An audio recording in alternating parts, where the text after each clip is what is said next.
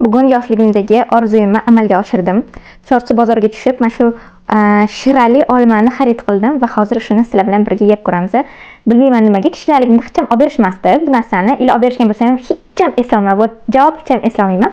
Har safar oldim kelardi, nimaga menga olib berishmaydi deb o'yladim. Endi yeb ko'ramiz sizlar bilan. Bismillahirrohmanirrohim.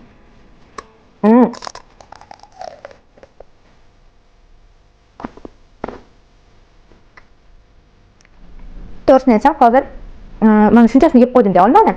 Menda shunaqa period bo'lgan. Umuman olmani rosa ko'p bostirib yeganman. Litsey paytida shunaqa diyeta bo'lardi. O'sha diyeta qilganimda to'yib ketganman. Katta bo'lganda umuman hozir olmaga qarolmayman. Faqat soklarini ichaman, lekin og'zimga g'irt qilib yeyman. Lekin buni qaranglar qanchasini yetishadi. Ustida faqat qotirilgan shira bo'ladi-yu. Va shunaqa. Lekin ichidagi olmasi prям shirin olma qo'yishmas ekan. Menimcha usti shirin bo'lgani uchun shunaqa bo'lsa kerak. Sizlar yoshligingizda yeb ko'rganmisizlar buni? Va yoqadimi sizlarga? Kommentariyada yozib ketinglar. Yana yoshligida nimalar armon bo'lib qolgan va katta bo'lib yedinglar.